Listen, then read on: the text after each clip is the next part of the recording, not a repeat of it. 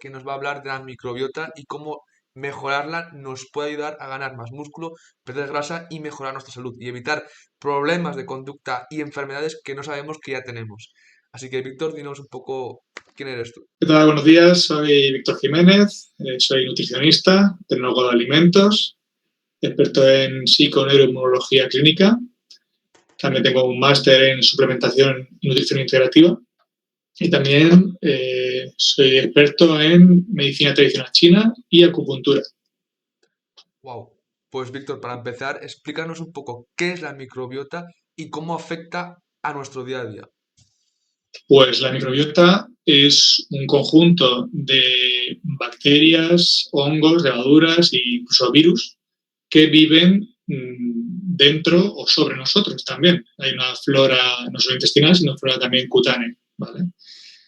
Y la intestinal, vamos a centrarnos en intestinal hoy, se puede hablar de otros días, sobre todo de la oral, que es súper interesante también. La flora intestinal lo que hace es que nos ayuda a digerir parte de unos alimentos que no podemos digerir nosotros, que es la fibra prebiótica, y la van a convertir en vitaminas principalmente y ácidos grasos de cadena corta, que son un buen alimento para ese lining, esa primera línea de intestinal, la primera línea de células del intestino. Y además de esa ayuda a la digestión, ¿vale? Lo que hace es que entrenan al sistema al sistema inmunológico. Es un campo de entrenamiento para glóbulos blancos, ¿vale? Es decir, que depende de la flora intestinal que haya, va a haber un sistema inmune muy activo, demasiado activo, que puede cursar incluso con autoinmunidad, o uno más tranquilo, más buen rollito. Yo siempre lo comparo como el poli bueno y poli malo, ¿vale? Entonces, nos conviene tener una flora intestinal que promueva esos glóbulos blancos de buen rollito, poli bueno, ¿vale? ¿Y cómo si nuestra microbiota está mal, cómo puede afectar a nuestro día a día? Pues por el eje intestino-cerebro puede, bueno, primero puede causar depresión, incluso depresión también, sí, porque mucha parte de los neurotransmisores son aquellas sustancias que se transmiten entre neurona y neurona, ¿vale? Interfieren en la comunicación nerviosa. Pues se producen en el intestino, ¿vale? Como la serotonina, que es el neurotransmisor de la felicidad. Entonces, cuando fallan ciertos neurotransmisores, no solo hay que mirar el cerebro, que bueno, también, sino habrá que ver cómo está la flora intestinal y cómo está ese intestino. Es un intestino permeable, tiene una flora intestinal proinflamatoria que cabrea a esos glóbulos blancos. Hay una falta de serotonina o de GABA, que es el freno del sistema nervioso, o por el contrario hay una producción de estos neurotransmisores excitatorios como el glutamato, ¿vale? Y efectivamente puede ser por una falta de nutrición, una falta de vitaminas y de ácidos grasos. Por ejemplo, siempre cuento que es la vitamina A en forma activa, la vitamina D, que es la del sol, famosa, y los omega 3 lo que hacen es que calman a ese sistema inmunológico y lo vuelven más tranquilo, ¿vale? Y luego también la flora intestinal se puede modificar por un montón de factores. Lo primero es la alimentación, ¿no? Y se ha visto que sobre todo la densidad de hidratos de carbono de la dieta, mejor dicho, sí, la densidad de esos hidratos de carbono presentes en la dieta, no la cantidad, que también, sino la densidad. Por ejemplo, hay hidratos de carbono menos densos, como pueden ser los que están dentro de las células, como los del boniato, la patata, y los acelulares, que son los que están en los cereales y los granos, ¿vale? Que esos son mucho más densos y viran a esa flora intestinal que sea más proinflamatoria en vez de antiinflamatoria, ¿vale? A nivel de hidrato de carbono, pueden llegar a ser fibra prebiótica, que alimenta esta flora intestinal buena, Por eso no sé si has oído por internet que cuando cuezas una patata o un alimento con mucho almidón, que lo dejes en el frigorífico 12 o 24 horas, porque ese almidón se retrograda y se vuelve resistente a nuestras enzimas. Entonces, nosotros no lo podemos digerir, pero nuestra flora intestinal sí.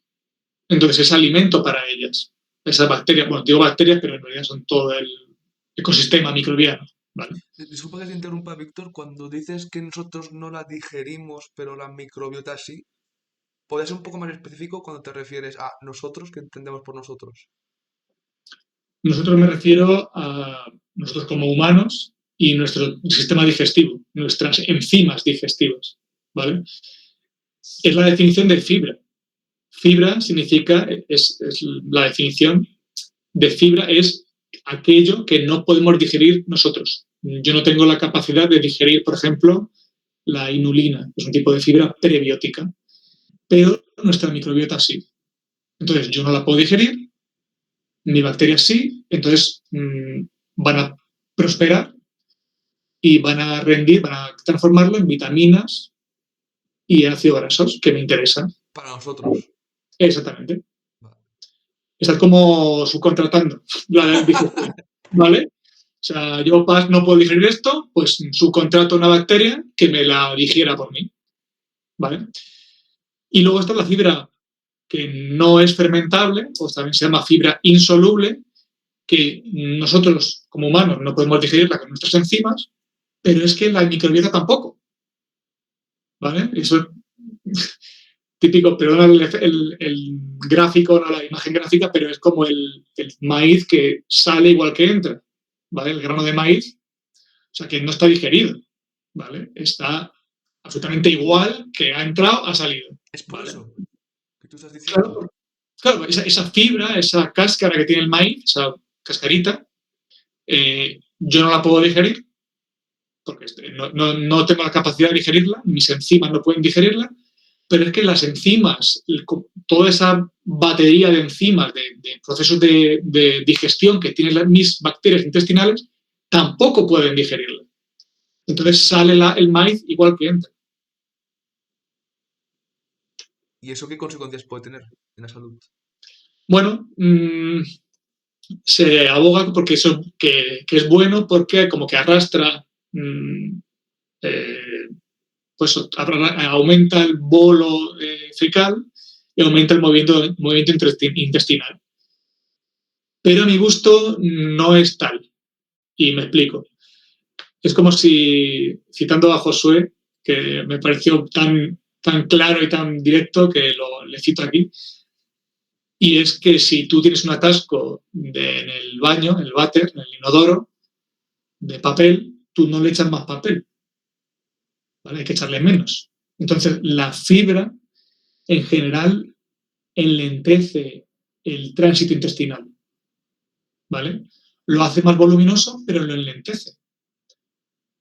Entonces, la fibra, cuidado con la fibra, porque si hay fibra algo interesante sería la prebiótica, esa que puede digerir nuestras bacterias intestinales, pero la que no es, o sea, la que es insoluble, no tiene sentido, o no tiene sentido tomarla en demasía, ¿vale? O sea, Lo es... típico que siempre se ha dicho de que las verduras y todo esto son bueno para la fibra porque te ayudará al baño, eso es un mito por lo que yo estoy entendiendo, ¿no? Sí, sí, sí. Sí, sí, sí, sí, sí, sí. Además, es que estorba en la digestión. Es que no solo es que no es así, sino que es aún peor para lo que se dice que es buena.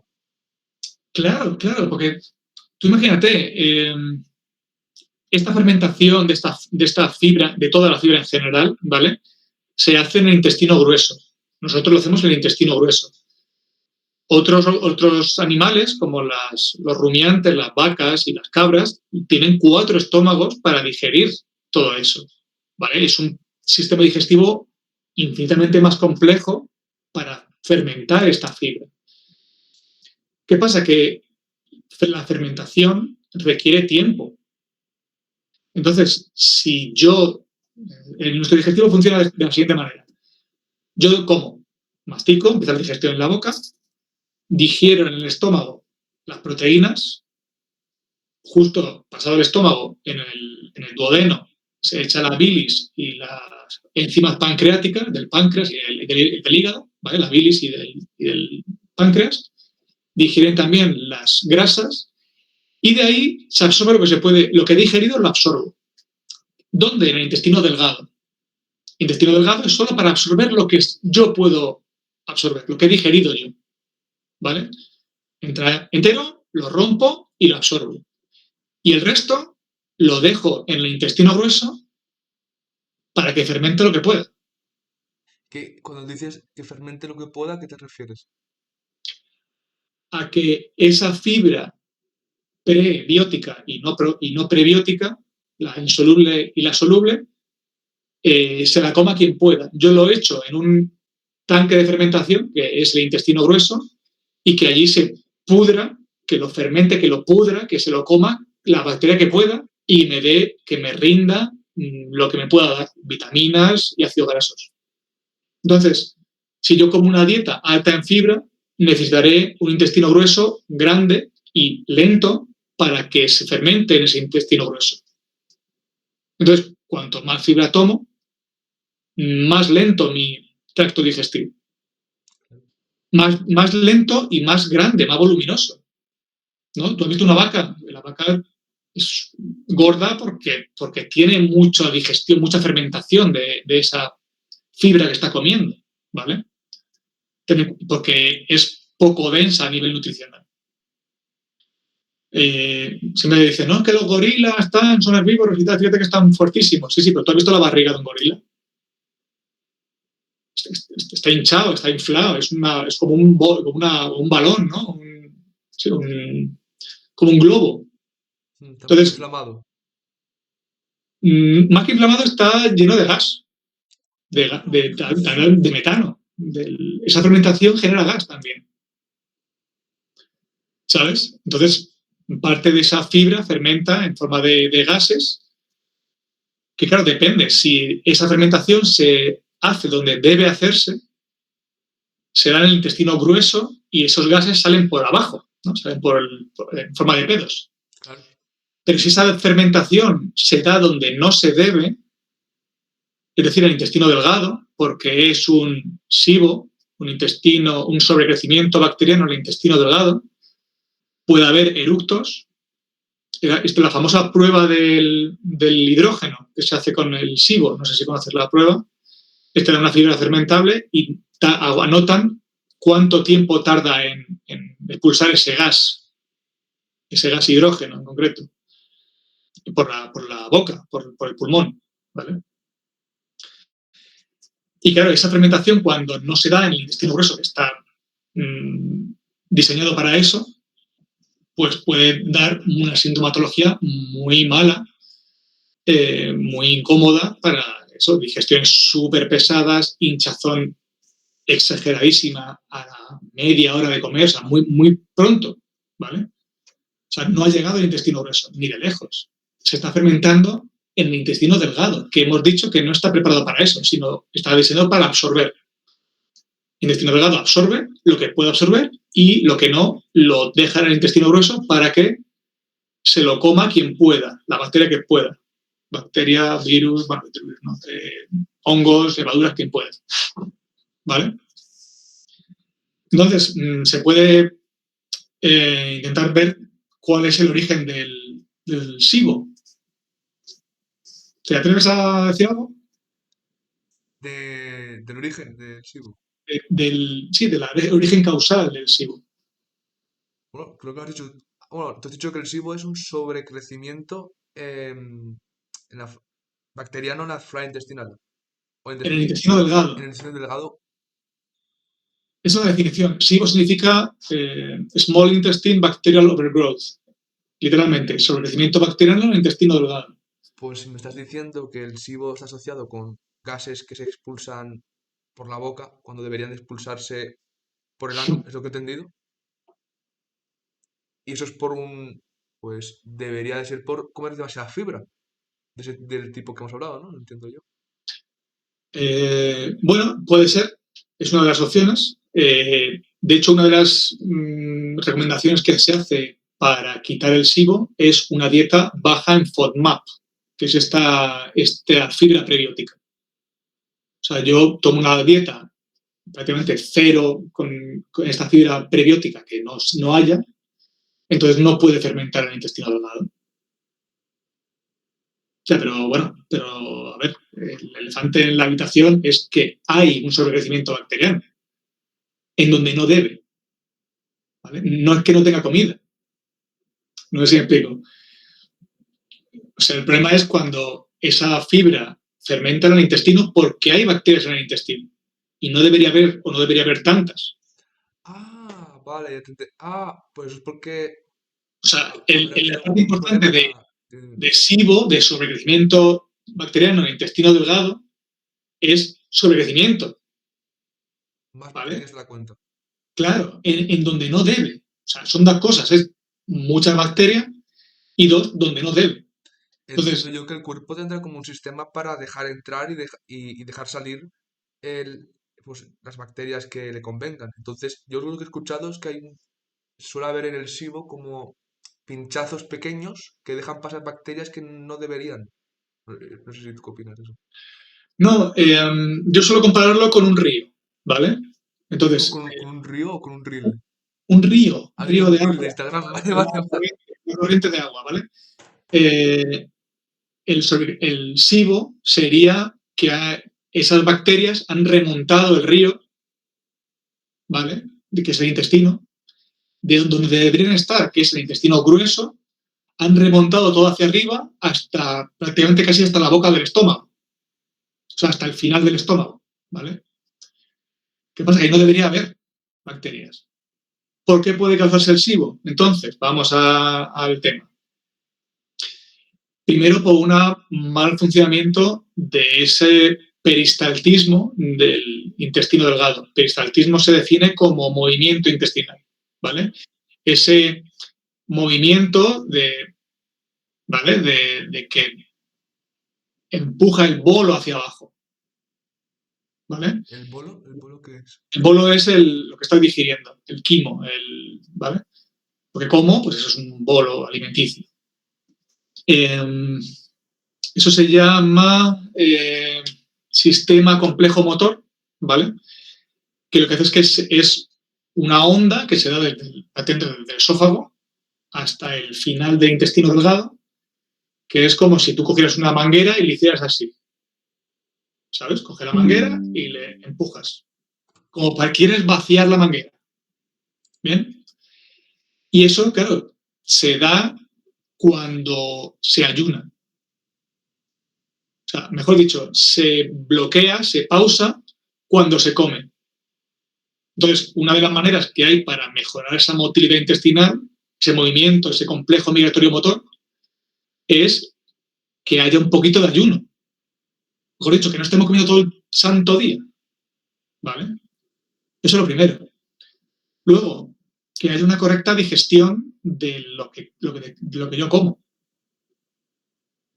Es decir, si yo no termino de digerir las proteínas, si no termino de digerir las grasas, si no termino de digerir los hidratos de carbono, esa comida a medio digerir va a pasar a la primera parte del intestino delgado, donde en vez de absorberlo yo, que no puedo absorberlo tan bien porque no está bien digerido, se lo van a comer esas bacterias del intestino que han remontado el curso. ¿Vale? Su segundo Pero campo. remontan el curso esas bacterias porque hemos dicho de que estamos comiendo o por alteración del movimiento de la digestión que hemos hablado. Porque hay una falta de ese movimiento, hay una... Sí, Debido a comer todo el día o no eso es, sí, es insuficiente ese movimiento, ¿vale? Pero también es porque hay comida. Otra vez volvemos al terreno, ¿no? Si el terreno es propicio, van a crecer bacterias. Incluso puede que alguna sobreviva al ácido del estómago. Hay algunas bacterias que sí que sobreviven y pueden empezar a reproducirse en cuanto puedan, en cuanto les dejen.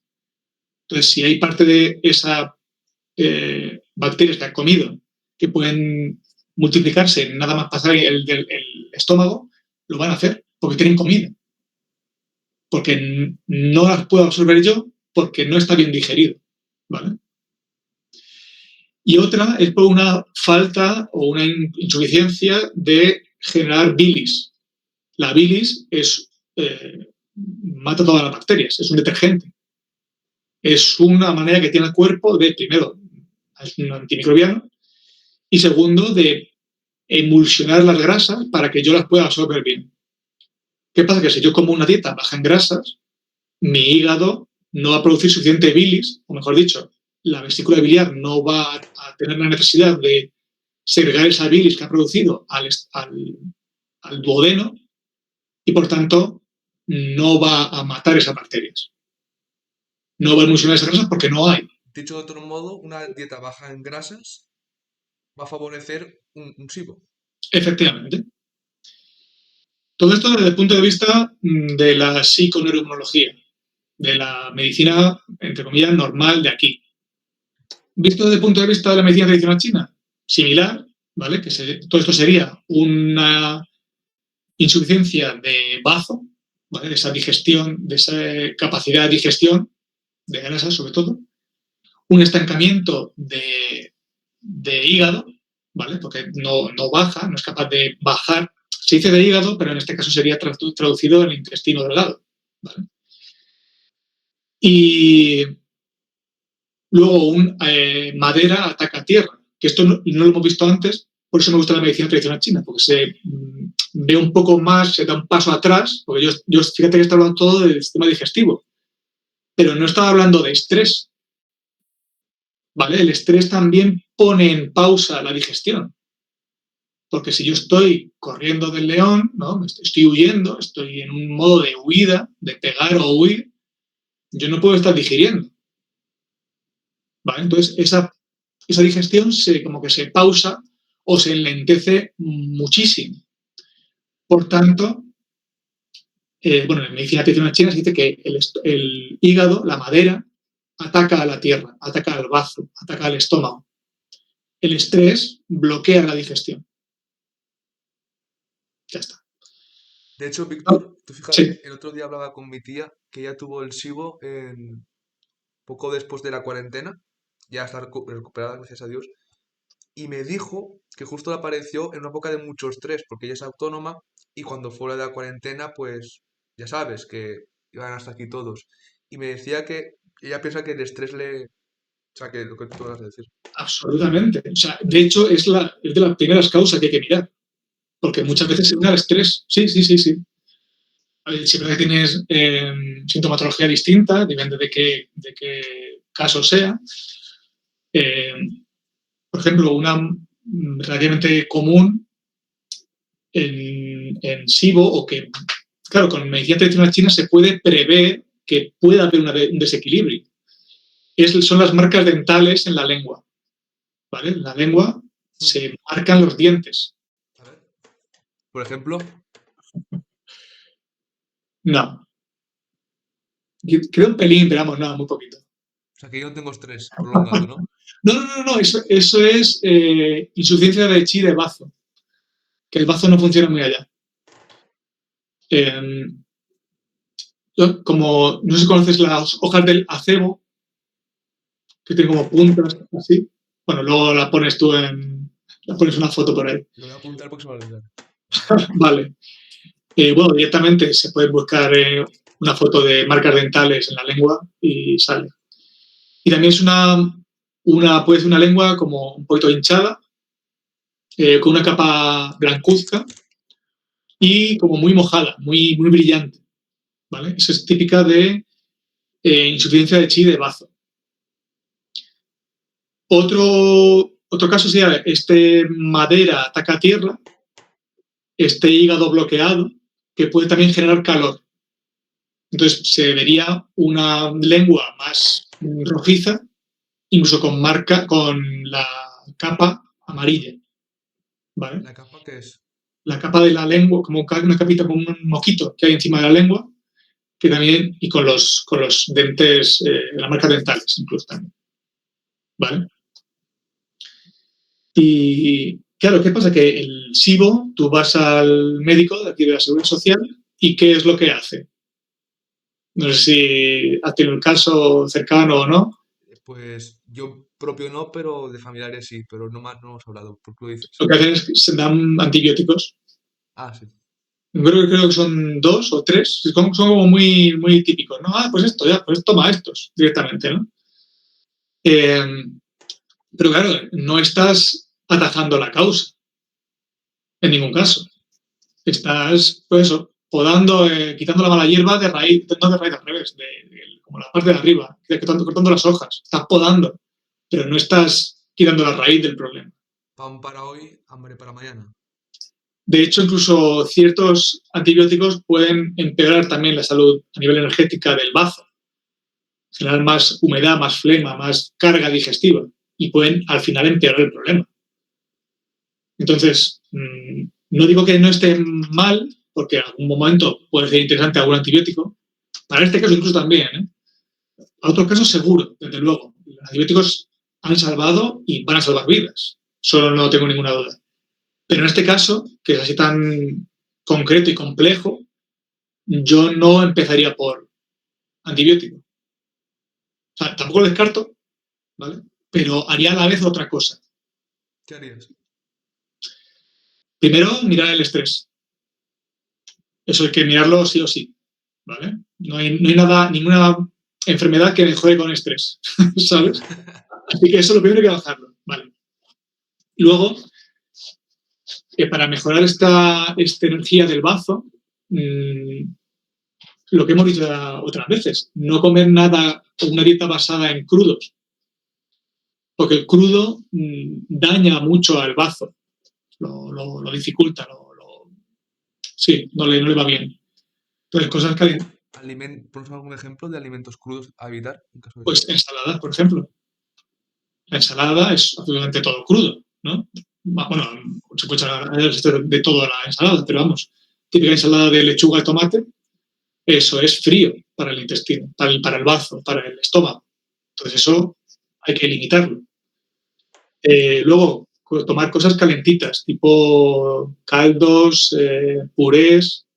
Fíjate que puede ser incluso la misma casi verdura, la misma hortaliza, cruda en la zanahoria, por ejemplo, la ensalada, puede hacer mal en cruda, pero muy bien cocinada, ¿vale?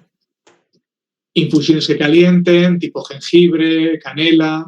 Hombre, para chile bazo a lo mejor habría que ponerse algo un poco más específico, como un codonopsis, que es una hierba china muy, muy interesante.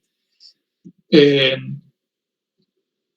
y luego también hay que ver, cuidado con las grasas, tampoco pasarse, ¿vale? Porque sí es verdad que gastan mucho energía de bazo. Entonces, hay que tomar, porque son vitales, pero justo en este momento hay que ir con cuidado, ¿vale? No, sobre todo, por ejemplo, mantequilla puede ser especialmente costosa de procesar en este caso concreto, ¿vale? Entonces puede ser otro tipo de grasa, como aceite de oliva, perfectamente, incluso alguno de coco, algo de aceite de coco, puede ser interesante también. También podemos aprovechar esa capacidad antimicrobiana que tiene el coco, sobre todo anticándida. ¿Ah, Puede ser sí? interesante. Sí, sí. Entonces, bueno, hay tratamientos dietéticos, sí hay, desde luego. Y aceite de coco entiendo que debería tomar caliente, por lo que dices. Cuidado también porque puede soltar un poco, puede soltar la tripa, hay que empezar poquito, porque si no estás acostumbrado a usar tu vesícula biliar para producir bilis, pues eso puede dar una diarrea. Ah, Entonces hay que tener cuidado, ¿vale? Hay que empezar poquito, porque ya te digo que hay mucha gente que no come grasa. Es que, fíjate, nos han inculcado ese miedo a las grasas, que a mi gusto es absolutamente infundado. Bueno, de hecho, bueno, no hemos pensado en hablar de esto, pero la pirámide alimentaria que han puesto ahora en Estados Unidos le han dado la vuelta directamente. sí, es curioso, pero sí. Esto viene de un episodio de South Park que tiene 11 años, por lo visto. No sé si lo has visto. Ah, sí, de South Park. Hay episodios de South Park que, claro, lo decían de broma, porque son así ellos, ¿no? Pero al final ha resultado ser cierto, que la pirámide está al revés. Bueno, aquí ya nos metemos en otros temas, pero No me sorprendería que fuera intencionado, ¿sabes? Como... Pero bueno, Eso otro ya... tema. Sí, sí, sí. Pues sí, porque al final, lo que estamos hablando, ¿no? Al final, es como que todo lo que se ha dicho siempre que es bueno para la salud y tal, ahora estamos viendo que da problemas de salud. Por ejemplo, claro, porque los antibióticos que suelen recetar, tú has dicho que en algunos casos podrían incluso salvar la vida y ser el primer remedio en cuestión. Pero en otros estamos hablando de que lo empeora completamente. ¿Por qué los médicos? Porque si tú sabes esto, que no eres un médico especializado en esto, porque ellos no lo saben. Quiero decir, eso creo que a muchos les debería de dar que pensar. ¿Por qué pasa esto, Víctor? Claro, yo es que soy el último mono, sinceramente. O sea, yo soy aquí el brujo, el chamán, ¿no? Y que es así, o sea, yo no soy nadie, ¿vale? Y quizá por eso me permito ir con humildad ante todo lo que me cuenten. Entonces, puede que haya algunos médicos, no todos, evidentemente, pero que están como muy en un pedestal y que les tiene que, sí, siempre, no puedes cuestionar nada y ellos precisamente tampoco se cuestionan de dónde han obtenido esa información, ¿sabes? Llevan estudiando pues toda la vida o un montón de tiempo y se creen que eso ya está, que va a misa, que yo ya estoy aprendido y no se cuestionan ese origen de esa información que han recibido, ¿vale? Y luego, ante la duda, pues tienes que ver qué resultados da, ¿vale? Yo de pequeño siempre tenía problemas de anginas. Siempre, todos los años, bueno, toda la vida, realmente, de pequeño. Y me daban antibióticos, antibióticos, antibióticos, pero una cantidad ingente de antibióticos. O sea, orales y luego pinchados. Y mi madre, gracias a Dios, pues dijo, oye, es que esto no está funcionando. O sea, ¿cuántos más voy a tener que tomar para que mejorar? Me acuerdo que mi madre tenía un taco así de recetas de antibióticos y dice, bueno, pues si no funciona con el primero, ni con el segundo, ni con el tercero, ni con el 20, ¿qué va a cambiar con el 21? ¿No? Entonces, tienes que admitir que no está funcionando. ¿Vale? O sea, que no pasa nada, que todo el mundo se equivoca, pero admítelo, no pasa nada, no pasa nada, no, te digo, no vamos a colgar a nadie Porque porque no se yo equivoque. entiendo que tú piensas que ellos son conscientes en el fondo, ¿no? No, no, al revés, al revés. Yo pienso que no son conscientes, entonces, pero tampoco quieren serlo. O Ya, sea, entiendo. sabe que el problema es ese, el problema no es que estén equivocados, es que no lo admiten.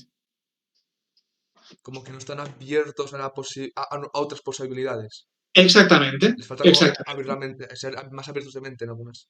Eso es. Entonces, bueno, ya te digo, hay médicos que se están viendo otras terapias y están diciendo, oye, que esto hay algo de verdad porque esto funciona. Esto lo decía Frank Suárez, que en paz descanse, que si funciona es que es verdad. ¿Cómo? Si funciona es que es verdad.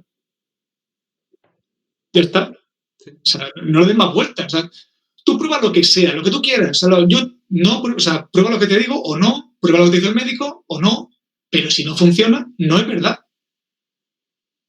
Yo te puedo hablar aquí te puedo hablar de chi, te puedo hablar de energía, te puedo hablar de chi, de baza, no sé cuánto, vale. Lo haces, ¿te funciona? Es que es verdad. ¿Qué más te da que te hable yo de interleuquina, de hormonas súper complejas, súper de sistema inmunológico, si al final no es verdad? Me has contado un cuento chino, ¿vale? Pero si lo que te digo lo haces y funciona, ya está. Sí, es que sí. Entonces, Incluso que a veces no, esto lo quiero decir porque puedo hablar con mucha gente, que a veces te piden como, y dime, cítame un estudio o dime el mecanismo de acción. Tío, mi ejemplo no te sirve. Es como, ¿qué más quieres, no? Creo que a veces es lo que le damos demasiadas vueltas a las cosas, cuando parece que son más simples, ¿no? O al menos ya, esto es mi... bueno, pero es que esa es otra. Me piden a mí la evidencia científica de las agujas, por ejemplo, pero luego el omeprazol se toman dos en dos. O sea, ¿tú has leído el prospecto del omeprazol? ¿Has leído las estatinas? ¿Lo has leído, el prospecto? ¿Has leído los efectos secundarios que tiene? O sea, me explico. Esto me lo decía un compañero acupuntor, que muy gracioso, ¿no? que precisamente me decía eso. No, es que me estás diciendo a mí, me estás fiscalizando cuánto voy a tardar en quitarte el dolor o quitarte la afección que te trajo aquí, pero al médico no se lo has dicho. O sea, pero vienes al brujo, ¿no? Al chamán, vienes aquí al loco, a que te solucione las cosas que no te soluciona el médico. Pues por lo menos dame la misma, el mismo respeto por mi trabajo que al médico, ¿no? O por lo menos ven con, bueno, vamos a dar una oportunidad a este hombre. Mm. O sea, me fiscalizan a mí, pero no fiscalizas al médico. Eso es lo que te estoy diciendo. Sí, es que a nivel creo que eso también, no sé si será más español, o sea, de cultura de España, no sé si en otros países pasará, pero es que aquí en España sí que es cierto que como endiosamos bastante, se ha endiosado bastante al médico. No sé muy bien por qué, la verdad, pero un hombre de bata, con uniforme, siempre ha sido muy venerado aquí. No lo sé por qué. Pero Hombre, bueno, porque antes, bueno, y ahora también, que se pueden llegar a salvar vidas. sí, Eso sí, está no, claro. Pero a digamos, nivel por ejemplo, a nivel de traumatismo y a nivel de infecciones, para mí pues lo hacen perfecto. O sea, un traumatismo, pues, es que hacen cirugía así mayor, fuerte, o sea, sí. sí, traumatismo. Eso salva vidas sí o sí. Mm. O sea, no le pongas a ponerte a poner agujas cuando tiene un fémur roto, ¿vale? Por favor. Y con una infección grave, una sepsis, por el motivo que sea, no te pongas a tomar hierbitas. Tómate una amoxicilina fuerte o lo que, el antibiótico que te manda el médico. Y si hay que tomar los 10 días, se toman 10 días, y son 15, 15. Pero luego a nivel de cultivo de la salud, o sea, eh, que se llamaría medicina preventiva, mal llamado medicina, el cultivo de la salud que llaman los chinos. O sea, la salud no es algo que te cae porque sí, no, es algo que tienes que cultivar. Eso, a mi gusto, están un poco flojos, la medicina de aquí, occidental. Sino como que igual a nivel de vida o muerte te ayudan, o sea, son eficientes, son efectivos, pero con problemas más menores, entre comillas, que dejan mucho que desear, podrían mejorar, ¿no? O sea, Más que menores son crónicos o sí, a largo crónicos, plazo. O sea, menores no, una diabetes no es algo menor, ¿vale? pero comparado con algo de vida o muerte, pero sí, tienes razón, mejor así definido. Bueno, cuando te corten el pie a ras por un pie atleta, o sea, un pie de diabético, perdón, eso no es menor, ¿eh? Eso no lo conocía. No, pero digo desde el... Sí. O sea, voy al médico, pero ¿por qué voy al médico? ¿Porque me estoy muriendo o porque no tengo un síntoma que me hace, ¿sabes? Lo que quiero decir, ¿no? Claro, y luego también están, ahora que dices lo de ir al médico, es los síntomas subclínicos. Ya. O sea, la diferencia entre síntoma clínico y síntoma subclínico es que el síntoma clínico llega al médico, llega a la clínica, ¿vale? Pues yo qué sé, mira, me ha salido un sarpullido aquí, me ha salido no sé qué, o un granito, o un bulto, lo que sea, ¿no? Pero oye, que estoy cansado no llega al médico, ¿no? Pero es Mm, que el estar cansado es un síntoma de que algo no está bien. Oye, que no tienes energía, que no hay que me levante por la mañana, o que he ganado peso, lo que sea, o que tengo una digestión mal. Muchas veces eso no llega al médico. ya. Y cuando llega es que está ya muy, muy desequilibrado. Entonces, Efectivamente. con medicina china, con coger los pulsos, que hace una tontería, pero tiene muchísima información. Y con el diagnóstico de la lengua también. Y de que también tienes que prestarle atención al cliente, ¿vale? Ya emocionalmente, sobre todo, ¿no? Sí, claro, de todas las maneras posibles. Y eso antes lo hacía el médico, pero es que ahora les han puesto, ya te digo, 10 minutos por paciente a los médicos. Así es ¿Qué le imposible. pasa? Si no, que no te da tiempo a preguntar físicamente, pues nada. Hay un meme ya dicho por ahí que dice que si tu médico no te pregunta qué comes, cómo duermes y cómo cagas, no es un médico, es un camello, Mm. ¿sabes? Yo estoy de acuerdo con eso. Fíjate, me acuerdo, el otro día me dio fiebre, y hace varios meses, pero cuando estaba en la cama fatal, fatal, fatal, mi madre me dijo, ¿llamo al médico tal? No. llama a mi amigo que sabe de salud integrativa y me dijo, creo que me dijo, ayuna para que tu sistema inmune funcione bien, bebe agua con limón y miel, ya está.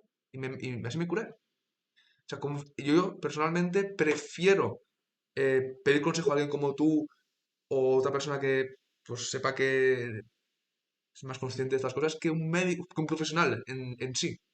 ¿A qué punto hemos llegado, sabes?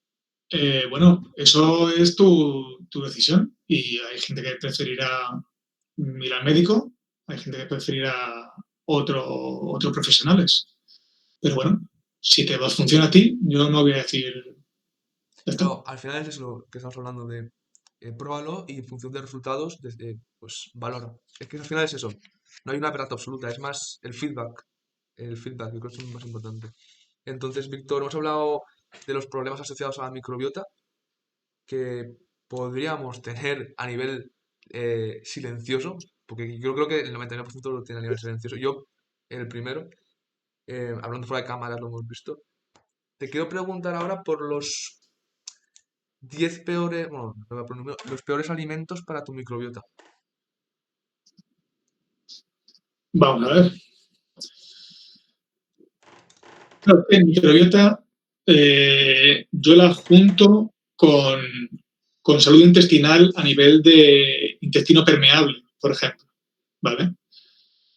Bueno, de lo peor podría ser el alcohol, eso sin duda. También unido a azúcares refinados y hidratos de carbono complejos, perdón, complejos no, densos, muy densos, ¿vale? Entonces, claro, esto, si lo juntas todo, pues puede ser un pan, o sea, cereales en general. Sobre todo pan que también tiene gluten, que también es otro agresor muy fuerte para esta barrera intestinal. Joder, ¿te parece poco? O sea, alcohol y trigo, eso es una bomba para el sistema, para el intestino concreto, ¿no? Y luego también lo que hablamos es el no dejar de comer nunca. O sea, que no haya un periodo de parada, de limpieza del intestino. Quería traer a colación una bacteria que está haciendo ahora relativamente famosa, que es la Akkermansia mucinifila, que es todo apellido.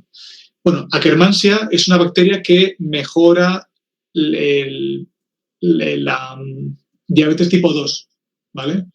Entonces puede ser muy interesante a nivel también de ganancia de masa muscular.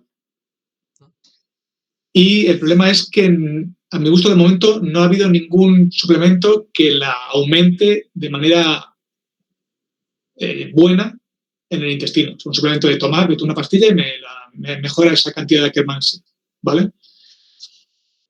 ¿Qué ocurre? Que es una bacteria difícil de cultivar y luego que llegue viva y viable al intestino es relativamente difícil. Pero la clave está en el apellido, que es mucinifila. Es decir, que le gusta el moco. Come moco, ¿vale? Y nuestro intestino lo produce. De una manera que, similar a cuando mamá nos da de leche, pues el intestino cuida a la microbiota. Le da comida, le da moco, ¿vale? Para lo que no hay comida, en lo que estemos ayunando, el intestino genera un moco que cuida, que da de comer a esas bacterias buenas.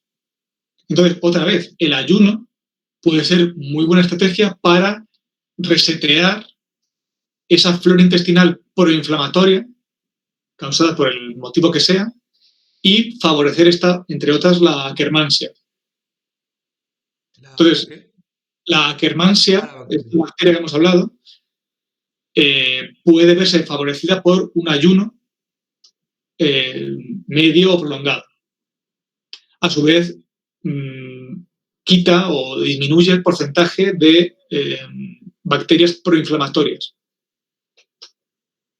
O sea, doble beneficio. ¿Y Eso es. cuáles serían los mejores alimentos para mejorar la microbiota? Pues sin duda los fermentados. Serían esta diferencia entre probióticos y prebióticos, que sería, hemos visto ya los prebióticos, que es la fibra que va a dar de comer a esos microorganismos del intestino. Pero los probióticos son alimentos que contienen esos esas bacterias, esos microorganismos, ¿vale? Como por ejemplo el yogur, el kéfir, el chucrut, el kimchi, realmente son parecidos algunos, ¿no? El yogur son solo dos bacterias, dos cepas de bacterias, y yo siempre abogo por alimentos fermentados que tengan más complejidad microbiana, ¿vale? Es decir, que yo lo comparo con un ecosistema. ¿Cómo voy a repoblar mejor un ecosistema que está degradado? Pues imagínate, hay un incendio y el monte se quema y no hay ningún bicho ni planta viviente allí. Y yo lo quiero repoblar. Pues si yo repueblo con conejos, pues no voy a tener que comer, ¿no? A lo mejor tengo que repoblar primero con césped o con hierba, ¿vale? Pero esa hierba, a lo mejor, fíjate, si no tiene un hongo que esté debajo que la nutra, pues tampoco funciona bien, ¿vale? Entonces, es mucho más interesante poner un ecosistema complejo ya, ¿vale? La importancia es la variedad de tipos de bacterias distintas, más que la cantidad. Muchos suplementos de probióticos te viene con 10.000 millones de bacterias por pildorita. Y tú dices, hola, qué guay, ¿no? Ya, pero es el equivalente a poner 10.000 millones de conejos en ese campo, que no tienen que comer. O sea, no es un ecosistema válido para esos 10.000 millones de bacterias, ¿vale? Entonces, es más interesante comer un alimento que esté fermentado por una amplia variedad de cepas que un suplemento que venga una cepa. ¿Me explico? Entonces, en este caso, es mucho mejor tomar kéfir, que es una comunidad microbiana muy compleja, a comer yogur, que realmente solo tiene dos cepas, dos especies. ¿Vale? De igual manera, también uno de los mejores es el chucrut, que es una col fermentada, que es chucrut también muy parecido al kimchi, más complejo el kimchi a nivel de ingredientes, pero a mí me gusta mucho, es delicioso. Y sí es verdad que, bueno, que tiene una cantidad infinita de bacterias, muchísimas. O sea, al final lo que estamos haciendo, o sea, los mejores alimentos para la microbiota de los que estamos hablando son alimentos que llevan una amplia variedad de bacterias. Exactamente. O sea, Mm, no es la cantidad, es la variedad y me refiero también la calidad. exactamente. Porque también, uniéndolo con lo que hablábamos antes, lo que queremos es que esa cantidad de tipos de bacterias y de microorganismos compitan entre sí. ¿Vale? Es como un divide y vencerás. ¿Vale? Pues esto es así. Se está viendo ahora, que bueno, esto es un poquito súper punterísimo, ¿no? Cuando las bacterias se hablan entre sí, las bacterias, ¿vale? Llegan a un porcentaje de la microbiota, son capaces de cambiar su comportamiento a la vez, ¿vale? Eso se llama el quorum sense. Bueno, es que es una maravilla a nivel microbiológico. Tú ten en cuenta que, imagínate, tienes una población bacteriana en el intestino, ¿vale? Y de manera normal se comportan bien, o sea, son buenas, son simbióticas, nos convienen esas bacterias. Se come esa fibra que sobra y nos la dan en forma de vitaminas. Ok. Pero si llegan a un porcentaje de población, ¿vale? Imagínate que son, exagerando, el 80% de la población bacteriana es una en concreto. Lo que hacen es que dan un golpe de Estado. Ya. Se rebelan, diciendo, oye, que ya somos fuertes, ya somos suficientes, vamos a dar un golpe de Estado. Y lo que hacen es que pueden llegar a ser patógenos, pueden segregar toxinas, pueden intentar colonizar el intestino, pueden intentar atravesar el intestino, ¿vale? Entonces, lo que quieres es tener una diversidad gigantesca, lo más posible, para que no haya ninguna que pueda dar un golpe de Estado. ¿Me explico? Incluso, Entonces, sí, o sí, sea, al final el problema viene porque una domina sobre las otras. exactamente, exactamente. Y cuando hablas de que es bueno que haya más, o sea, cuanta más diversidad, más tipos de bacterias mejor, em, da igual que hayan nuevas, si agregamos más que agregamos, por ejemplo, tú dices que puede haber hasta virus en la microbiota, la calidad de esos nuevos tipos agregados también podría causar problemas, aunque fuera una representación del 1% respecto a los otros. Sí, sí, sí, sí. Sí, da igual. Prácticamente cualquier cosa que aumente la variedad de esa flora intestinal nos viene bien. Ahora, porque entiendo que las bacterias, si una bacteria en un principio, por ejemplo, un virus, entiendo que todos los virus son malos, partiendo de esa base, ¿no? No, no, no, no. De hecho, hay la inmensa cantidad de virus son virus bacteriófagos que comen bacterias. ¿Ah, sí? Claro, claro. Entonces, O sea, que las bacterias no son buenas o malas de forma aislada, hay que verlas en cuanto a lo que tú dices, el entorno, por así decirlo, las competencias. exactamente. De hecho, se dice que muy pocas bacterias son buenas siempre. Entonces, hay un grupo que está entre las bacterias buenas siempre y otras, las bacterias malas siempre, que son como neutrales y dependen del contexto, ¿sabes? Entonces, hay veces que les conviene están bien, están en un medio que es beneficioso para nosotros y se comportan bien, pero son oportunistas cuando el sistema inmunológico baja la fuerza, cae, por el motivo que sea, ¿vale? Eh, bueno, no sé si será precisamente, se llaman comensales, ese grupo de bacterias que están como en medio de buenas y malas. Por ejemplo, uno típico es el Clostridium difficile con dos Fs, que es relativamente resistente a antibióticos, a muchos antibióticos. ¿Qué pasa? Que cuando yo tomo antibióticos, es como bombardear la flora intestinal, la destruyo mucho porcentaje, pero este Clostridium difficile es capaz de sobrevivir en mayor porcentaje que las demás, ¿vale? Entonces, cuando deja de caer ese bombardeo, pues se reproduce más porque hay más, ha sobrevivido más. Y acaba siendo la dominante y ahí vienen los problemas. Exactamente, exactamente, exactamente. Entonces, cuanto más antibióticos tomes, más crece esa bacteria. Claro, porque entiendo que siempre tendremos bacterias más resistentes que otras, o bastantes más. Exactamente. Entonces, cuando metes estos antibióticos, me refiero a antibióticos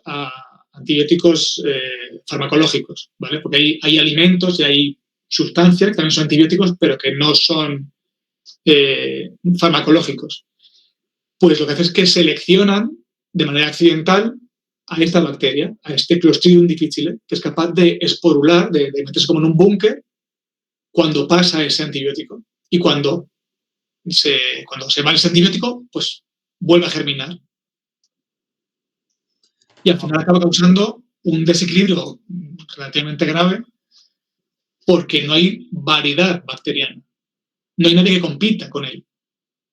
hostia, pues no sabía que era por eso. Yo pensaba que habían buenas y malas, pero buenas y malas de forma aislada no hay. Las tienes que comparar con algo. De hecho, en la carrera me comentaron que incluso salmonella, que es tan claramente patógena, puede llegar a interactuar de manera más sana con algunos individuos que han sido criados con ella desde pequeños, ¿sabes? O sea, claro, Porque eres familiar.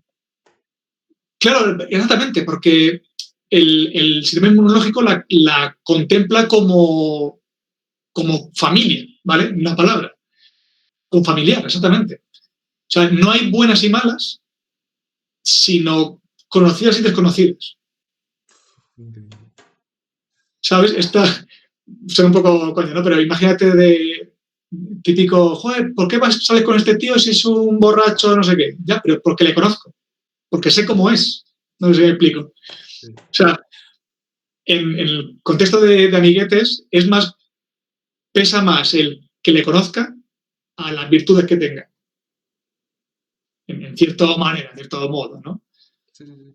Yo, cuando estudié psicología en la carrera, nos explicaban, lo que acabas de decir, nuestro cerebro al final como que busca estímulos familiares. Lo que más le gustan son esos. De hecho, nos contaban casos de mujeres pues que al final seguían en relaciones que pues le maltrataban o lo que fuera y no salían porque es que al final tu cerebro va a priorizar lo familiar, o sea, lo que ya es conocido, que lo bueno por conocer. Y con eso otras cosas. El famoso síndrome del impostor, ¿no? De autosabotearse a uno mismo, Autosabotearse, viene sí. también por eso, porque, o el miedo al éxito, no sé, eso lo dimos en la carrera, que es que al final es eso, nuestro cerebro busca certidumbre, busca, pues eso, ahorrarse la máxima cantidad de energía posible. Y si algo nuevo le va a generar más gasto energético, es que tu cerebro es una máquina de supervivencia, básicamente. Yo siempre lo comparo con las tribus estas cazadoras recolectoras, cazadoras, imagínate, ¿no? Cuando van a cazar un animal, pues ya más o menos sabes qué grupo, o sea, qué individuo del grupo pues es más rápido, es más lento, es más acierta mejor con la lanza, imagínate, ¿no? Y lo último que quieres es un tío armado que no sabes cómo va a responder. O sea, prefieres que sea mal cazador a que sea imprevisible. Hmm. Entonces, esta manera, este sistema digestivo, esta relación de la microbiota con el sistema inmunológico es igual. Prefiero que sea malo conocido a que sea desconocido. Esa es la teoría de los old friends o viejos amigos. Es una teoría entera que viene a decir esto, que el sistema inmune no solo entrena con la microbiota, sino que es educada por ella. Madre mía, o sea, la microbiota Entonces, tiene influencia en y, todo. y esto viene de la primera lactancia de la madre. Eso es verdad. O sea, con la madre. La madre, bueno, esto cuando yo lo fui consciente fue una locura. Primero, antes del parto, se produce un intestino permeable en el cuerpo de la mamá desde el colon hacia la vagina. Y el sistema inmunológico activamente, por el sistema linfático, coge bacterias conocidas del colon y las pone en la vagina. ¿Con qué motivo? Para que según salga el bebé vaya cubierto por la flora intestinal de la mamá. ¿En serio? ¿En serio? No solo eso, ¿vale? Eso podría llegar a ser medio, entendible, ¿vale? Pero veo eso y subo. Durante la lactancia, el sistema inmunológico de la madre es capaz de coger otra vez bacterias del intestino y llevarlas a los senos para que la leche que dé mamá sea probiótica. ¿Vale? Por tanto, cabe más importante todavía que no se le dé antibióticos a la mamá lactante. Claro, todo esto se tira por la ventana cuando hay que hacer cesárea. Eso está claro. ¿Cuándo qué? Cuando hay que hacer cesárea, Ah, ya, cuando el bebé no puede salir por la vagina, pues tiene que salir por hacer una cesárea. ¿Qué pasa? Que eso tiene muchas complicaciones a nivel de infecciones y bueno, es otro cantar. Por eso, evidentemente, siempre es preferible el parto natural a la cesárea. Pero bueno, eso creo que está claro. Y si se hace cesárea, también es importante que se coja esa mucosidad de la vagina y se le ponga al bebé, ¿vale? En los primeros momentos. Que el primer regalo que le da la mamá al bebé es esa flora cutánea también de la que hemos hablado muy someramente. Y luego le darán la propia flora intestinal a partir de la leche, que coge el ascensor desde el recto hasta la mama, y le da esa lactancia, es probiótica, porque contiene estos bacterias vivas y buenas, que ha pasado el filtro del sistema inmunológico de la madre, claro, no manda cualquiera. Y luego tiene prebióticos en forma de azúcares un poco complejos de digerir, que no hay en otro alimento de ningún origen, como la lactosa, por ejemplo, o la galactosa, o hay unos tipos de disacáridos que son precisamente para eso, para mejorar la flora intestinal del bebé. Son prebióticos de la leche de mamá. Por no hablar a nivel inmunológico de los anticuerpos que le cede de la madre al bebé. Eso es porque entiendo yo que al bebé le falta microbiota y esa forma de que tenga para su Eso es. supervivencia y su evolución. Claro, porque el intestino del bebé es virgen, no tiene nada, no tiene ninguna bacteria. Y tiene que empezar a cogerla desde antes posible. Entonces es mejor para la crianza, un bebé debería mucho antes tomar leche de su madre que humana que de, pues por ejemplo, de estas que llaman con biberón, ¿no? Sí, yo entiendo que es mucho mejor. Vaya pregunta. Por supuesto. O sea, yo estoy hablando aquí de nutrición también, de tal, pero si hay algo que no se puede negar es que el primer alimento del bebé tiene que ser la leche de mamá. No, lo digo porque desde el biberón se puso muy de moda hace unos años y por lo que tú me cuentas, si el primer contacto va a ser en tipo de material que suele ser pues de plástico y todo eso, ¿Sabes quién empezó a hacer leche de esas maternizadas, no? ¿Qué empresa? ¿cuál? Pues Nestlé. Ah, sí. Bueno, eso hay una historia muy heavy que, uf, si queréis buscarla, pero es muy duro, ¿eh? Es muy duro. Sí, pero Empezó porque con la leche maternizada, que al principio la daban gratis, y cuando las mamás se acostumbraban a usar esa leche gratuita, ¿no? La leche propia se acaba. Cuando no se saca esa leche, pues se deja de lactar, se deja de producir leche. Y cuando, una vez consiguieron eso, pues ya la cobraron. Entonces, y bueno, si ves la composición, pues mejor no leerla, porque está plagado de aceites de semillas, que son ah, súper inflamatorios.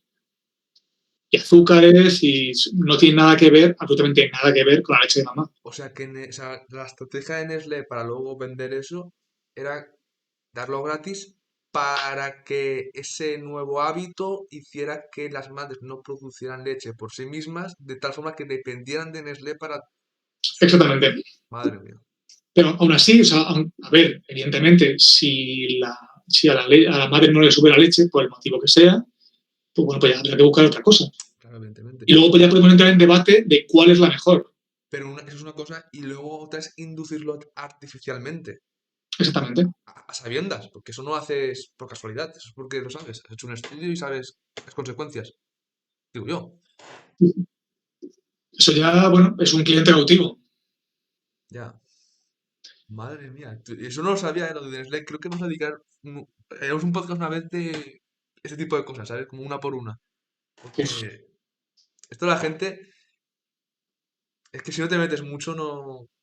Es bueno saber estas cosas porque te alimenta el espíritu crítico para otras, de la salud y de otras muchas. Y eso creo que siempre es bueno para uno mismo, porque si tú piensas por ti mismo, vas a ser más libre que si no tienes filtro. que al O- final siempre acabo diciendo que tú realmente crees que la industria alimentaria busca nuestro beneficio, busca nuestra salud. ¿Tú crees que la industria alimentaria, su focus, su foco, su objetivo es beneficiar a la salud del consumidor? Puede que sea uno de sus objetivos, pero no el principal. claro, es lo que iba a decir, el orden de las prioridades. Ganar dinero. Entonces, un ejemplo muy bueno, yo me acuerdo cuando empecé esto de la nutrición más, bueno, más primitiva, ¿no? De la carrera y tal. Decía, pues si vende leche con omega 3. Empecé a mirar las cantidades.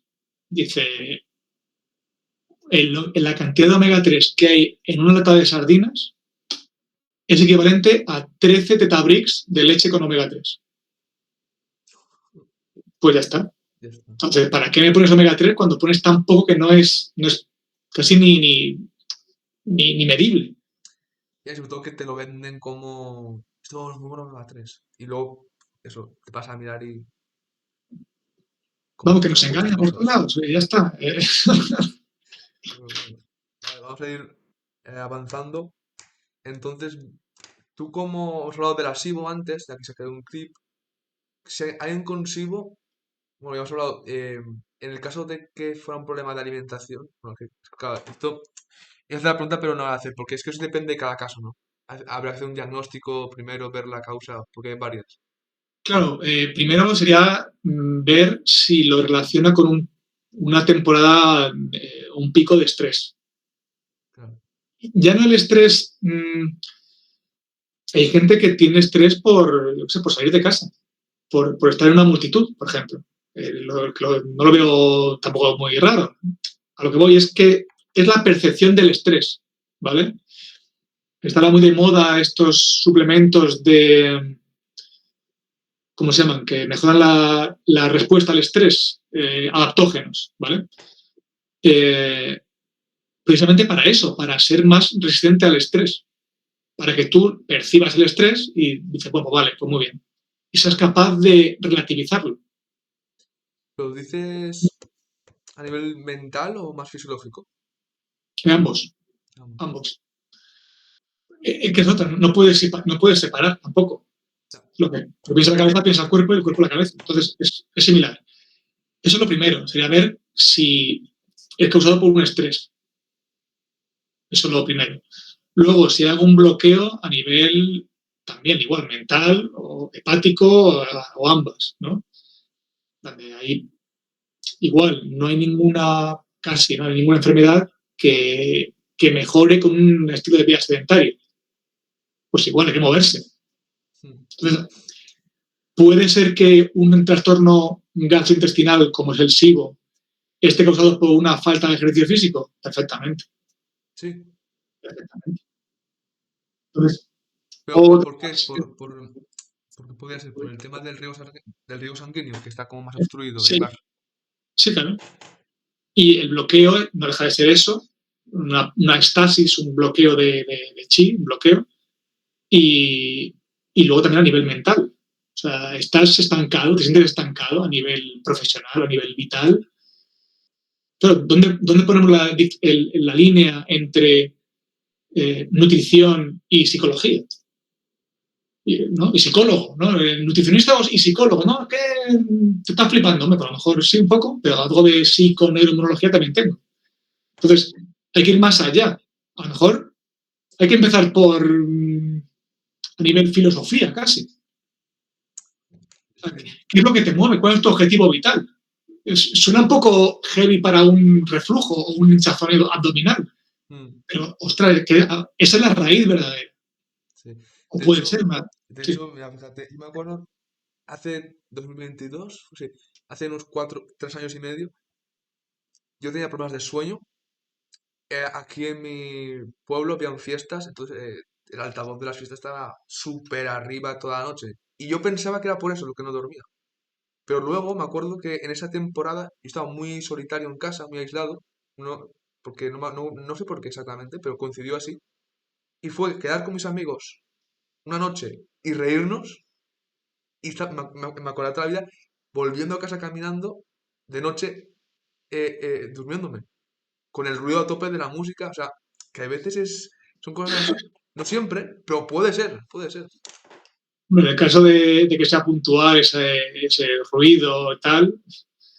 No, no, eh, era toda la semana así. Y ah, yo, y fue quedar con mis amigos, echar unas risas por la noche y aun con el altavoz a tope de las fiestas, volviendo a casa durmiéndome. Y ese día dormí, bueno, como un no, bebé. no, me refiero que hay que tomarse también con algo de filosofía, ¿no? Si es algo, o sea, si es todos los días ahí el chunda chunda muy fuerte y te deja dormir, pues es un problema, ¿no? Pero si es Con lo algo que te acostumbras, puntual, tu cuerpo se acaba como reduciendo la activación a ese estímulo, se adapta a eso. no me refiero que si hay una fiesta en el piso de arriba, lo que sea, y no te deja dormir, pues, oye, pues subes y pides un cubata. Me refiero, Sí, pues si no puedo con ello, pues me uno. Ya está. sí. Son un poco heavy, pero oye, si es un día, no pasa nada. Mm. Entonces, bueno, hay que ver cuál sería el origen primario de ese SIBO. Si es estrés, si es que estamos comiendo mucho todo el rato, o si es con mucha grasa, o, o mucho crudo, ¿vale? ¿Has También. dicho con mucha grasa? ¿No sería con poca grasa? No, demasiada grasa puede Ah, también. saturar al bazo, sí. O incluso también, es curioso, porque mucho ayuno también puede dañar el bazo. Entonces, por eso hay que ver muy bien qué estamos haciendo. Si es una deficiencia de bazo te digo, por ayuno, por comer muchas cosas frías. Entonces, bueno, hay que tener cuidado. Que De hecho, lo de comer cosas frías, eso lo hablamos en el podcast de medicina china, que por cierto os lo dejo en la descripción de este vídeo, por si queréis echar un vistazo. Sí, sí, era por hacer promo del podcast. Sí, ya no solo de temperatura fría, sino de naturaleza fría, ¿vale? Puede ser caliente como el trigo o el pan, puede estar caliente, pero luego a nivel de dentro, de cómo genera frío al digerirse, ¿vale? Entonces, bueno, hay que tener en cuenta eso, que el sistema digestivo le gusta el calor. Por lo que hablábamos, ¿no? De que el frío por dentro hace que se estrechen los vasos sanguíneos y todo eso, y hace que fluya, la digestión sea peor por el tema de la fluctuación de la sangre. Y todo eso. Cuando es caliente se dilatan los conductos y tal, y entonces es más fluido todo, y mejora la digestión. Similar a lo que pasa con el ejercicio también. El ejercicio también mejora la digestión porque mejora el flujo sanguíneo. Igual, no hay ningún tejido que no mejore con un mayor flujo sanguíneo. Bueno, imagino que también todo es bueno en su justa medida y que habrán extremos, ¿no? Por ejemplo, ¿o no? Sí, pero a nivel de ejercicio, esto a lo mejor te lo puede comentar mejor Josué, por ejemplo, pero una vez pasado el máximo, ¿no? A ver si me vas a explicar.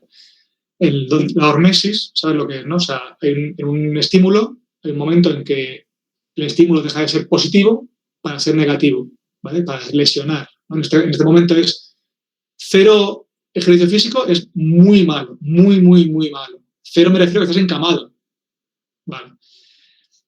Luego vas haciendo más ejercicio, que mejora muchísimos marcadores de salud, pero una barbaridad. Y luego, cuando te vas, entre comillas, pasando de ejercicio, las consecuencias negativas van subiendo muy poquito a poco, ¿vale?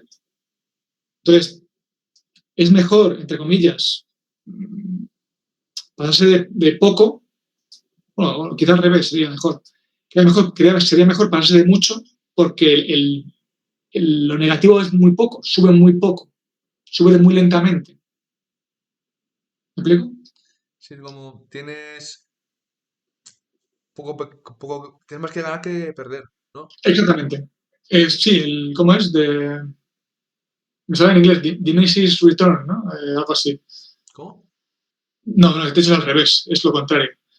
Sí, exactamente, es un win-win casi. O sea, tienes mucho que ganar, pero poco que perder.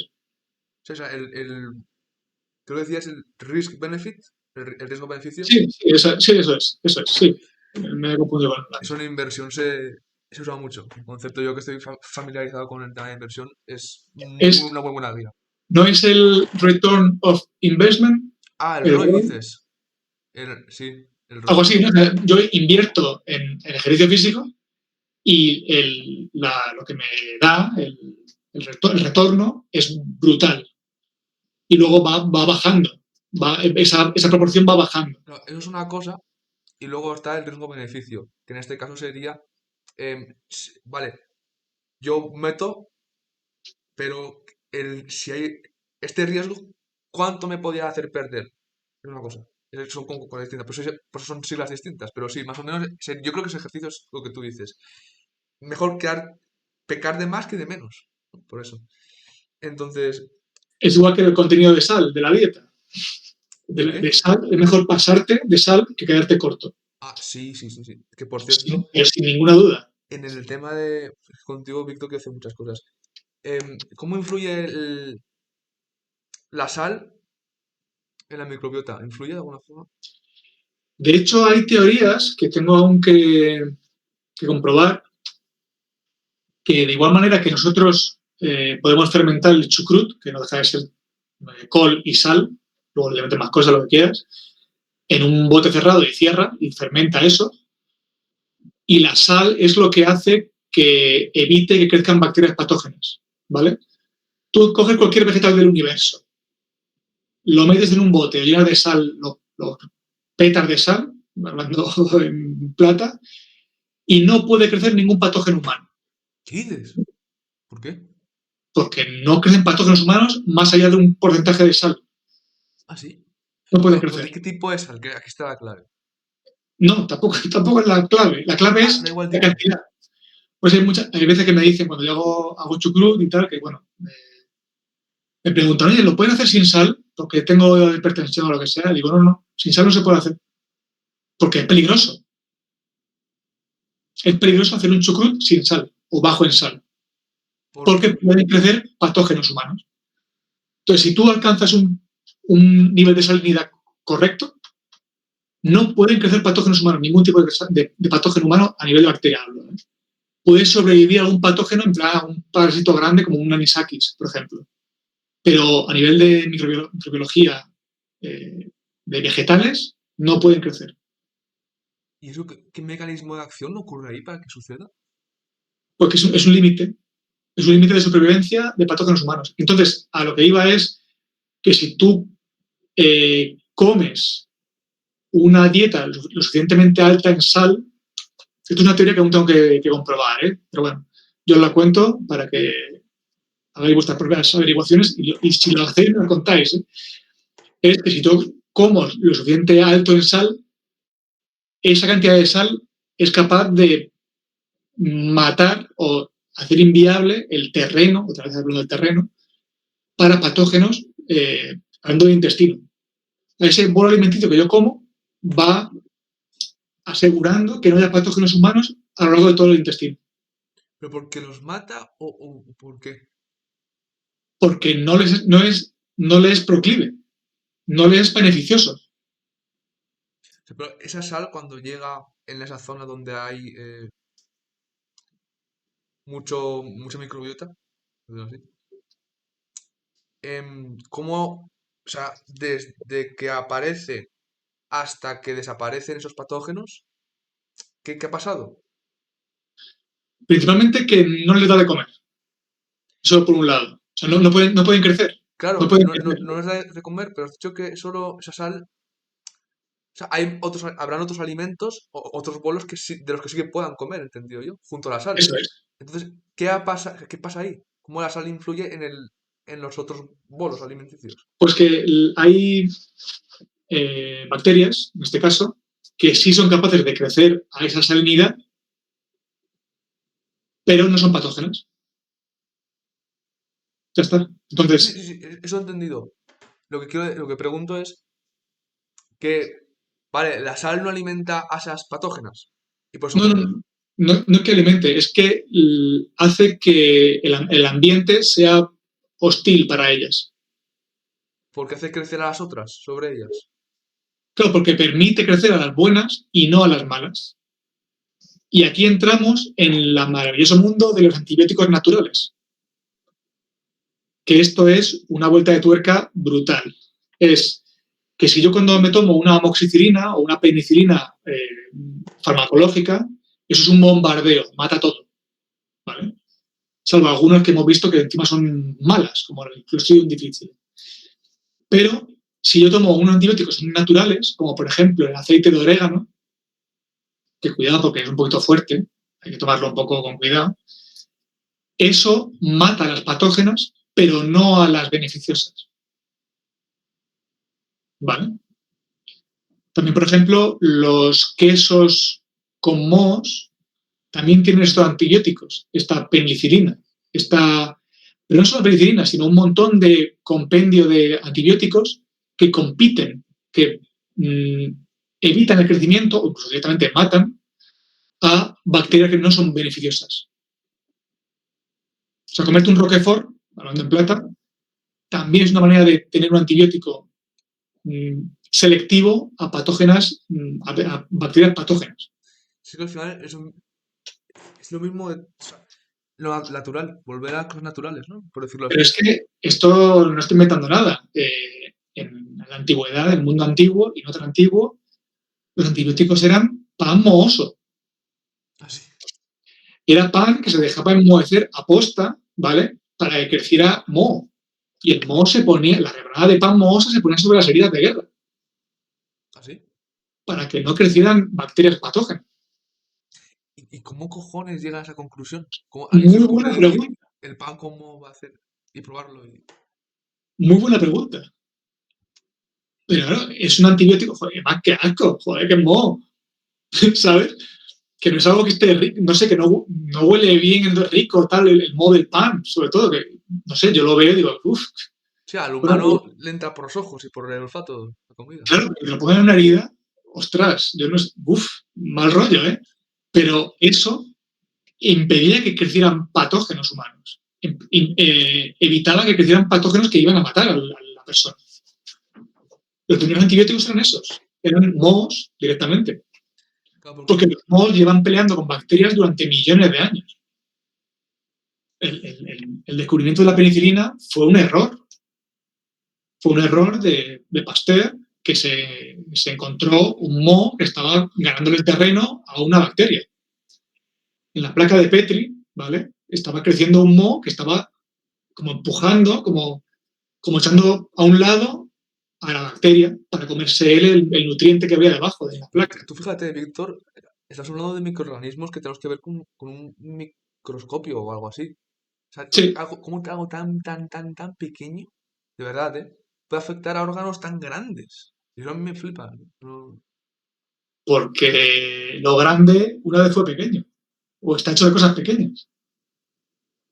Ya, pero aún así el porcentaje, ¿no? Por decirlo. O sea, esa población de bacterias perjudiciales que yo entiendo que de lo que ocupa el volumen total del intestino delgado, por ejemplo, que es una parte muy pequeña, aún así, ¿sabes? Bueno, ¿cuánto crees que pesa todo el compendio de flora intestinal?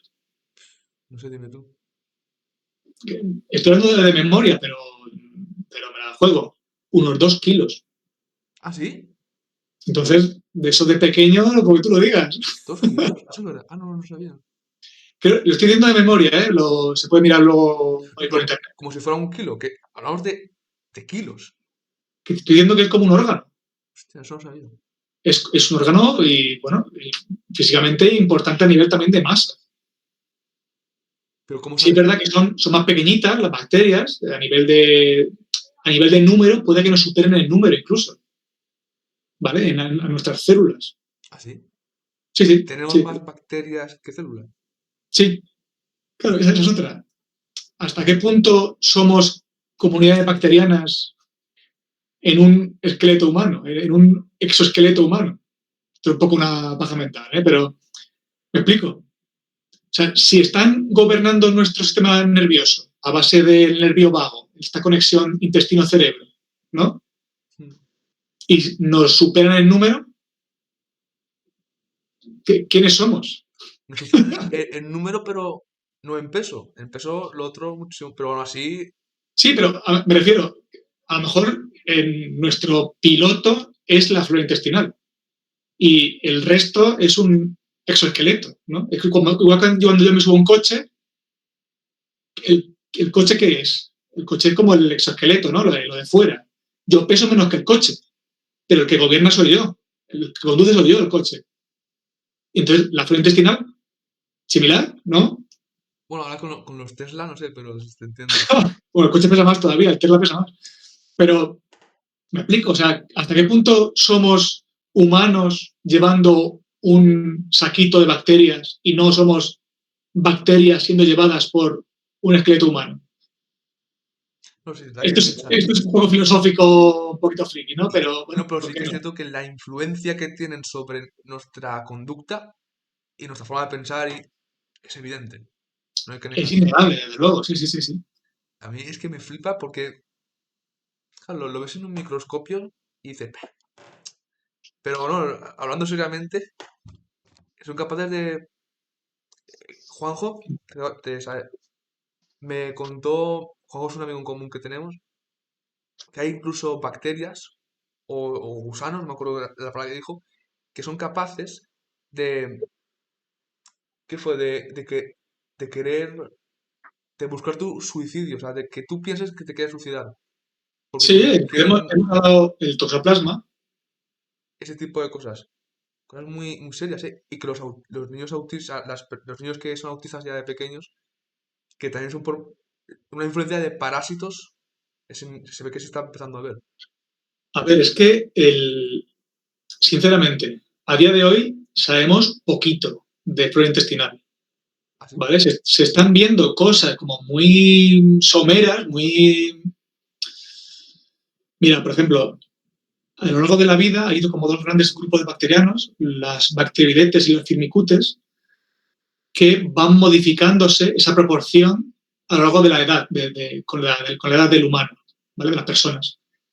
Entonces, una de las hipótesis que se ha barajado es, oye, que ahora mismo no me acuerdo cuál es cuál, ¿vale? Cuál es el de joven y cuál es el de mayor. Pero si potenciamos el grupo que es predominante en infantes, somos capaces de mejorar el envejecimiento humano, o revertirlo. O sea, el envejecimiento humano es una consecuencia de esta proporción de firmicutes y bacteroidetes.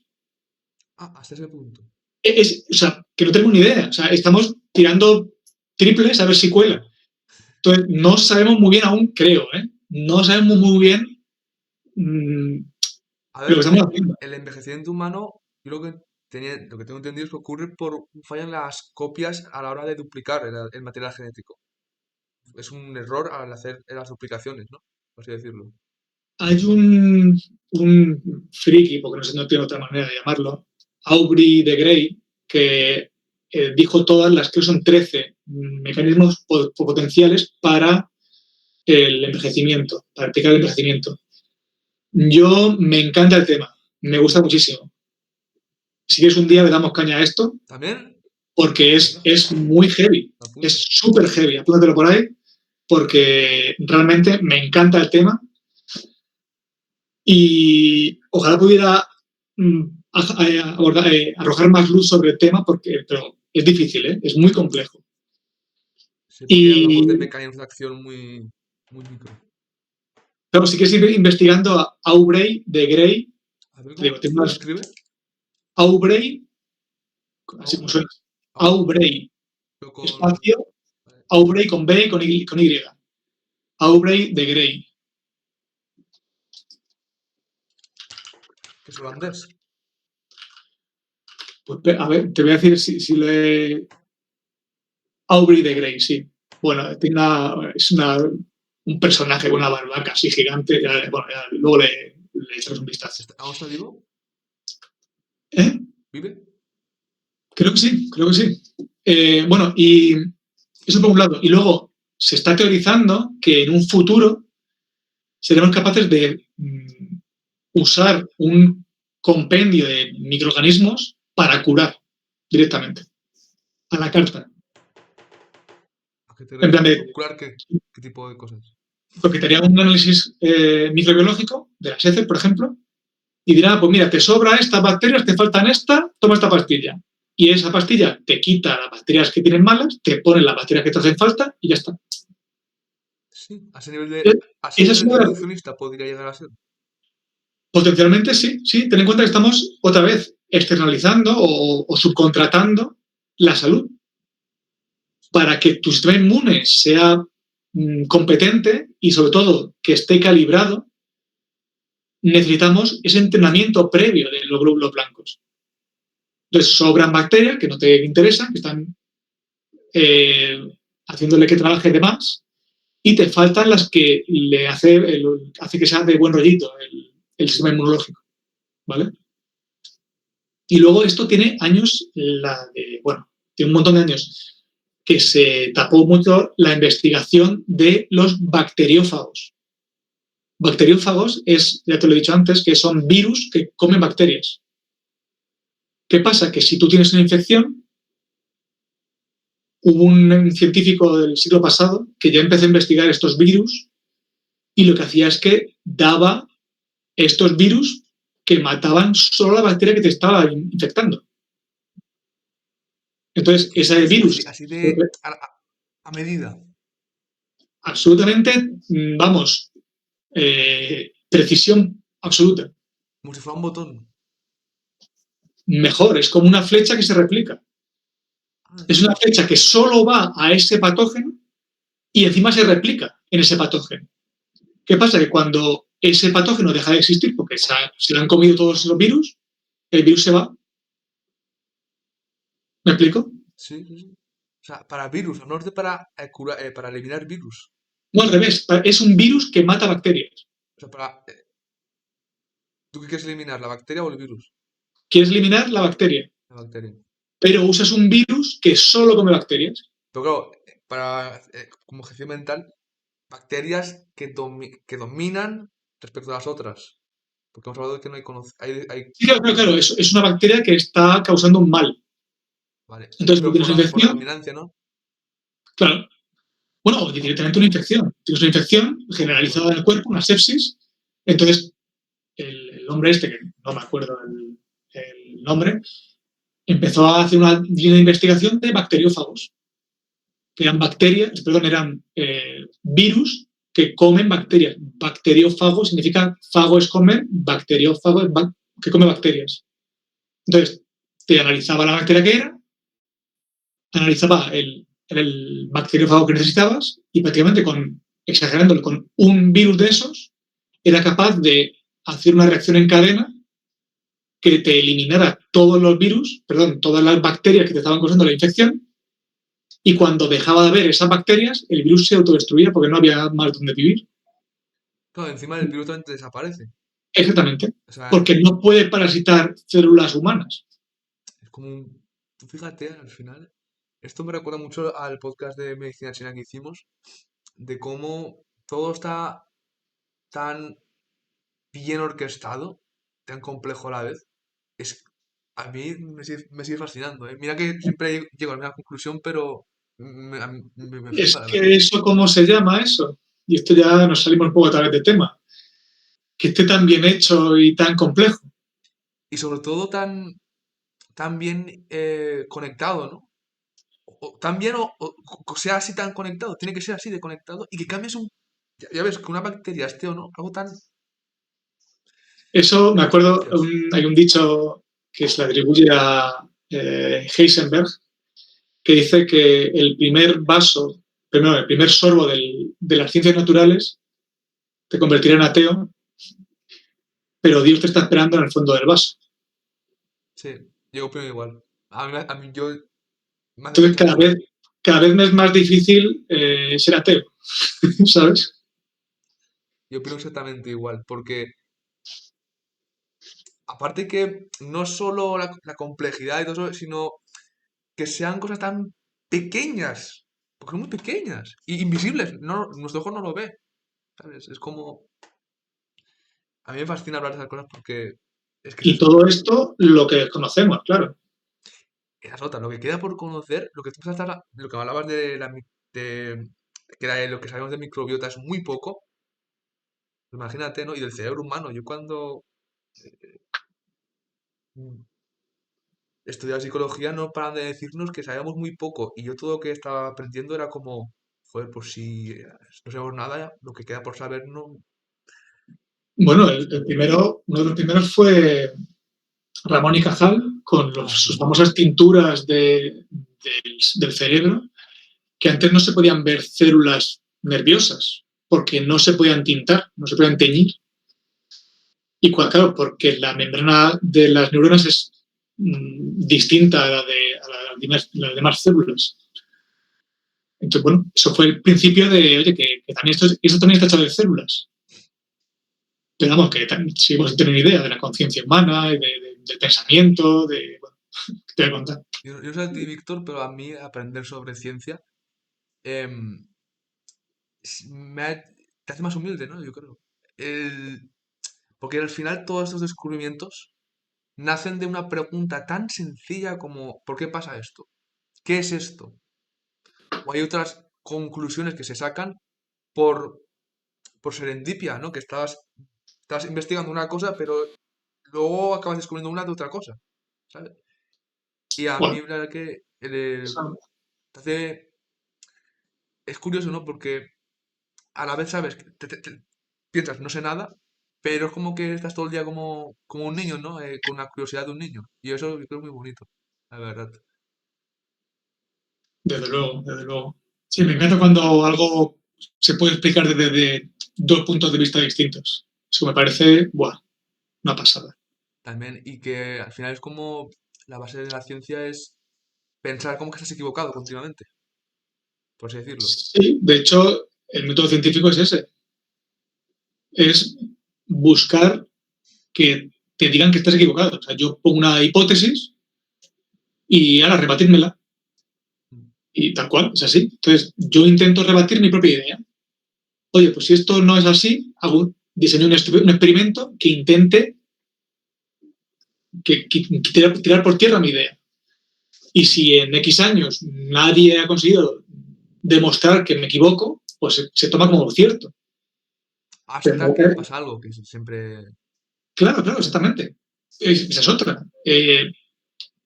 La, la cosa más anticientífica que se puede decir es trust the science, ¿no? Es confía en la ciencia.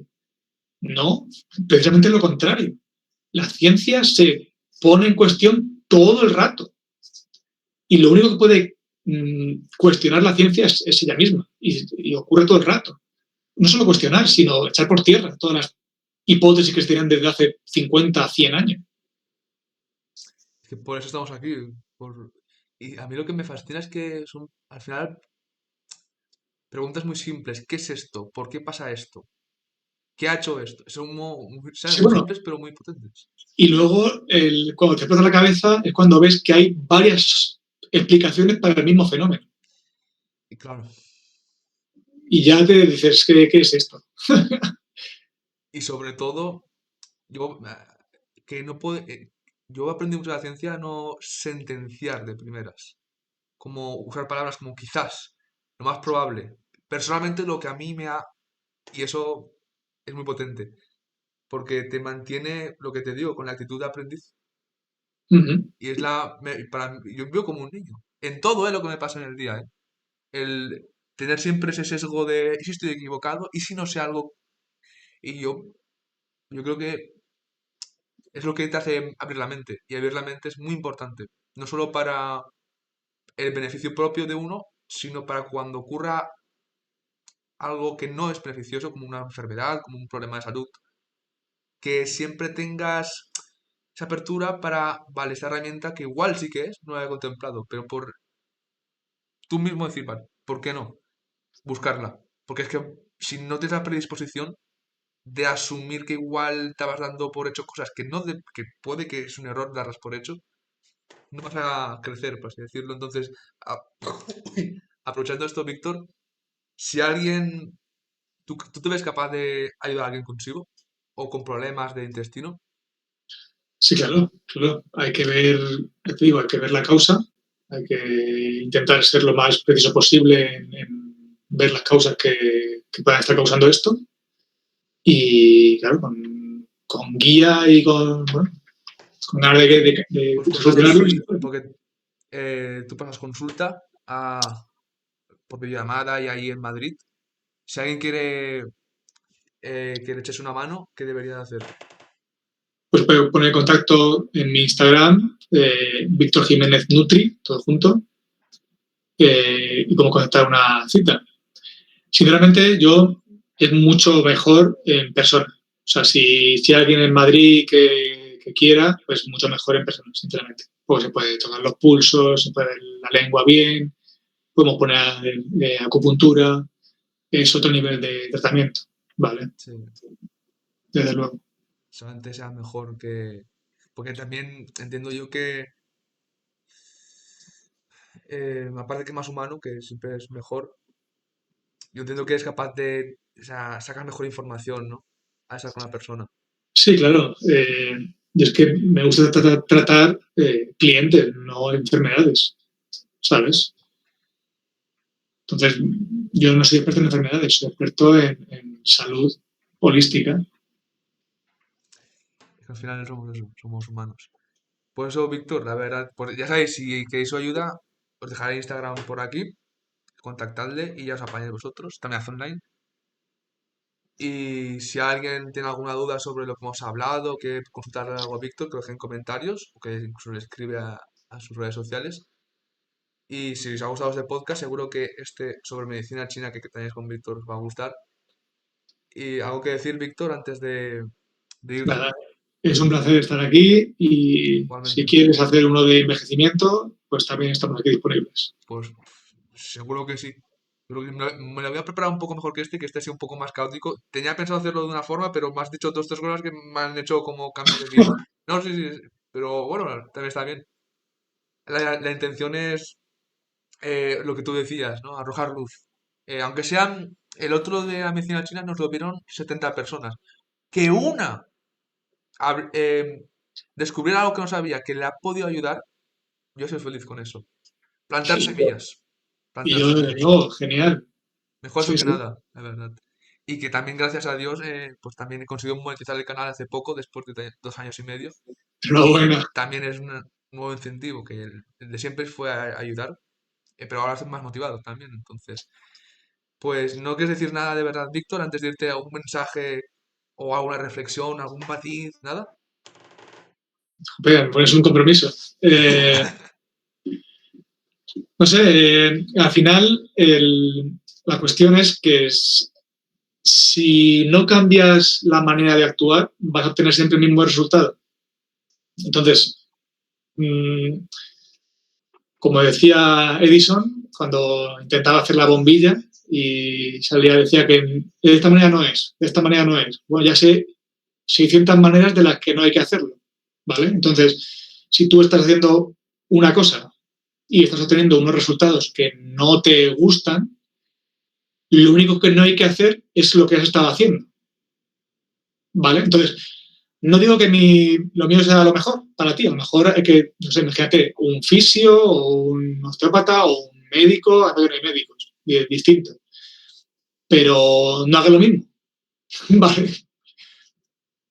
O sea, ya te digo, es un camino que sabes que no es el que te corresponde, así que prueba cualquier otro. Pues para mí la mejor forma de despedir este podcast. Bueno, chicos, es un placer, Víctor, de verdad, como siempre, de corazón. Y así que eso es todo, chicos, y nos vemos en el próximo vídeo. Hasta luego.